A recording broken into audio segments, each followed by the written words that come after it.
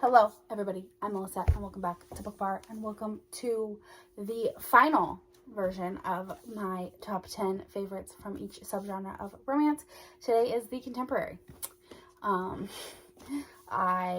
If you have been watching, this is just my different,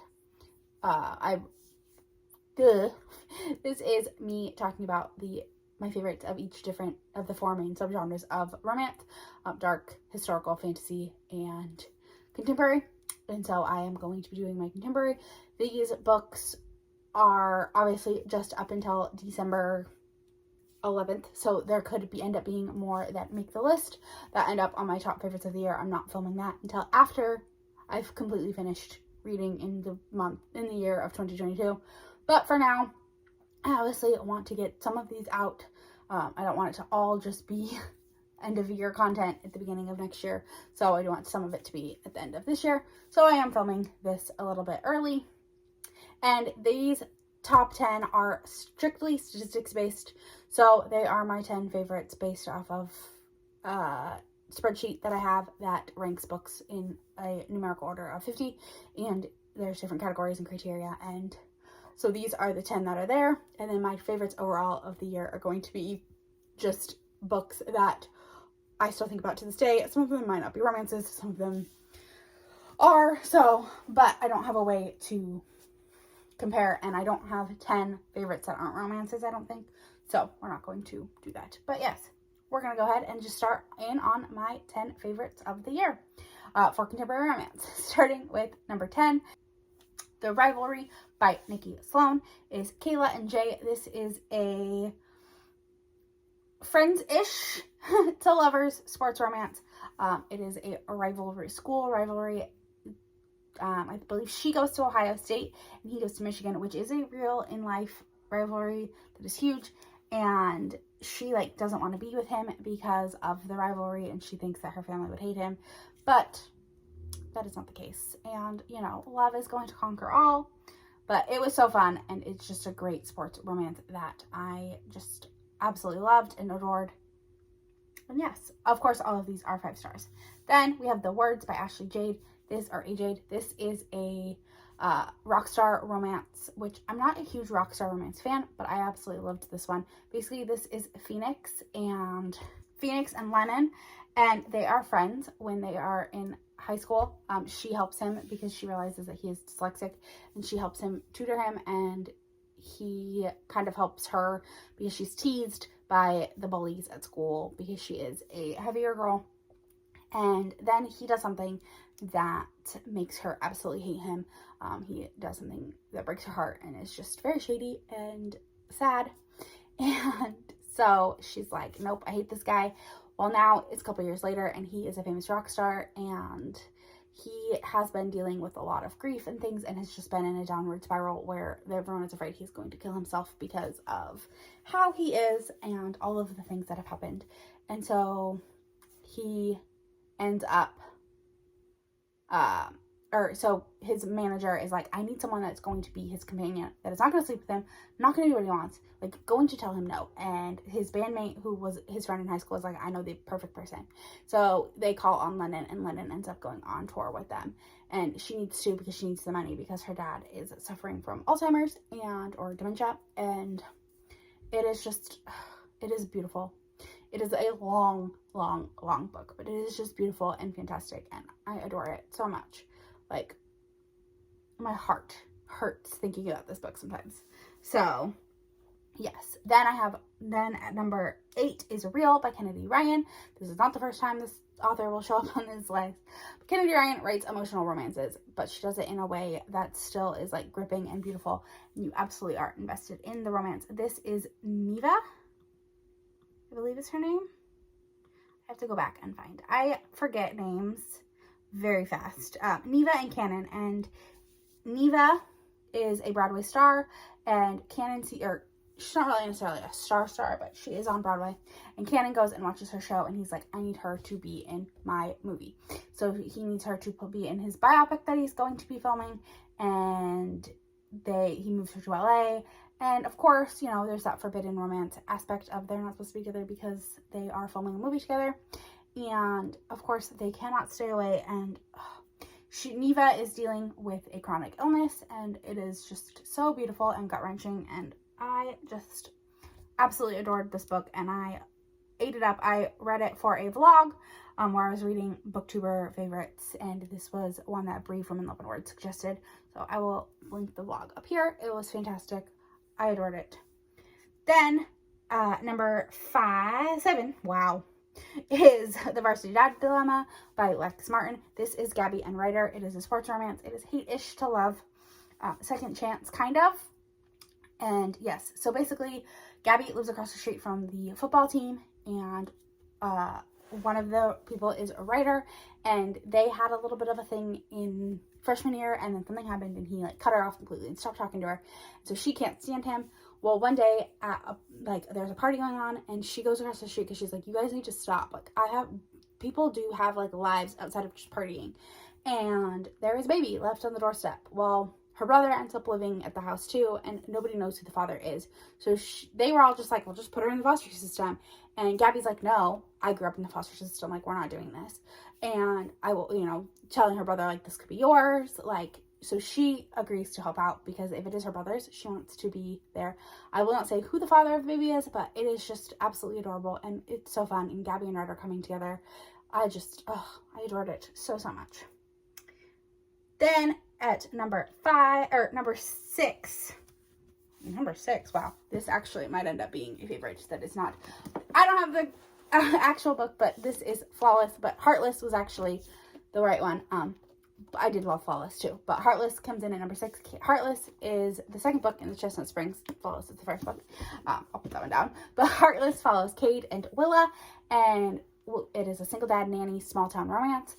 So basically, Cade needs a nanny for his son for the summer because he doesn't want his dad to be his dad to watch him, because he wants his dad to enjoy being a grandfather and not have to be a disciplinarian.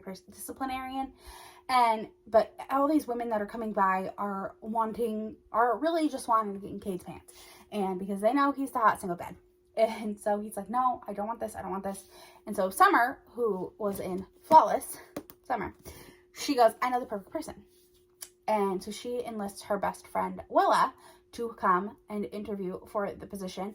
While Willa and Cade actually meet at a coffee shop where something happens and something falls out of Willa's purse. And Cade ends up keeping it. And he doesn't want to hire her because he doesn't think she's serious. But his son just becomes absolutely enamored with Willa and is obsessed with her. And so Cade has no choice. And, Cade really doesn't want to hire her because he's like, ooh, he's feeling something for her. There is a scene in a hot tub that will live rent-free in my head forever. There is a scene where Willa pushes someone into a pool, and that will live rent-free in my head forever for a different reason. It's just such a good book. I adored it. Absolutely. I don't know how it's this number 6. Statistically, it'll probably be in my top 5, to be honest. Spoiler alert. Then at number 5 is The Gravity of Us by Brittany Cherry. This is an emotional romance where it is, I read this is Graham and Lucy, and there is some stuff that happens. It's very Grumpy Sunshine, and they are connected in a way that, like, you just can't believe. I read it for a vlog. I will post it up here. That way you know. This book is emotional, but not in, like, the romance is emotional. It's emotional in the fact of, like, what happens with Lucy's family and, like, the things that happen with that. And it's just, I adored this book so much. It's fantastic. Then, at number 4, we have Culti by Mariana Zapata. This is just, utter perfection. This is Rainier Culti and Sal. And Sal is a soccer player in Houston, I believe. And she plays for the, like, women's professional league. And this Rainier Culti was her hero growing up, and he ends up coming to be a coach for her team. So it is an age gap coach athlete romance, and it is super slow burn because it is Mariana Zapata, and I just adore this book with my whole heart. Sal and Culti's, like, friendship that turns to more, it's just so good. And yes, perfection. I Rainier Culti is a book boyfriend forever, and I adore this book so much. Then at number 3, A Love Letter to Whiskey by Candy Steiner. This book is an angst fest of all angst fests. This is Bea and Jamie, and they meet when this spans like a long time of their lives, and I have the 5th anniversary edition that has Jamie's story. Also, this book is just so much of like right person, wrong time for so much of the book. And when they finally, like when it is the right time, something happens and then something else happens. It's just constantly like they're getting pulled away from each other. But I adore this book so much, and I cannot wait to reread it. Cannot wait to reread it. Then at number 2, it's actually a tie of 2 books. It is, well, kind of 3. Don't really count Flow, but the Grip trilogy, so Grip and Still, really, I mean, you could count Flow too, but Grip and Still are just absolutely perfection in a book. The next one is also perfection in a book, obviously, but basically this is Grip and Bristol, and in Flow, Grip and Bristol meet, and it is brother's best friend, and something happens at the end of that one, and Bristol is like, nope, and she like takes herself away from her feelings for Grip, and this book is so beautiful, and Still is even more beautiful, and I just, like, there's not enough words to put into how much I love this series, and as, like, depressed, like, sad and emotional as it is, I feel like it is going to be a comfort read forever. I adore this book with my whole dang heart. What Grip and Bristol go throughout the whole trilogy is just so amazing. I adore it so much. And then my favorite contemporary romance of the year is Ghosted by J.M. Darhower. I cannot stop thinking about this book. I read it in November, and it literally has had me in a chokehold since then. I just cannot, like, it is Kennedy and Jonathan, and they are high school sweethearts, and something happens. Kennedy follows Jonathan to LA because he wants to be a movie star, and something happens in LA. He becomes very addicted to drugs and alcohol, and Kennedy's like, I can't do this. I cannot. She, like, what happens to break them up is just breaks my heart so much. Like, my heart hurt when the answer and like what happened came out, and I was just like, oh my god, how could you say that? How could you say that, Jonathan? But basically, this is 6 years after they split up. Jonathan is back and wanting to reconcile with Kennedy and also get to know his daughter, because Kennedy did have a child from their relationship, and that is a part of why she left, is she needed to do more for her child and wanted more for her. So he wants to get to know his child, and the relationship between Maddie and Jonathan is so adorable. Jonathan plays a superhero in a superhero franchise, and it's like, that's Maddie's hero is Breezio, and Jonathan is back in town, and she sees Breezio, and like, it just isn't instantly like enamored by him, not knowing that is her father. And it's Kennedy and Jonathan like trying to find their way back to each other, and like working through all of their issues and talking about what happened. And I just, it ripped my heart out. Put it back together. It ripped it out again. It put it back together again. And it's so good. And I loved, this is actually told on like dual timelines. So it's told in like the present day, and then there's also like these journal entries that tell the past. So I love the juxtaposition of like in the present day, at the beginning, their relationship is strained. They don't have one. Kennedy doesn't trust him. There's all these issues. And so she's like, no, I can't trust you. But you're reading the journal entries from past Kennedy, where she's starting to fall in love with him, and everything is perfect and adorable, and like they are happy and together. And I'm sorry that the lighting is changing. The sun decided to make an appearance outside.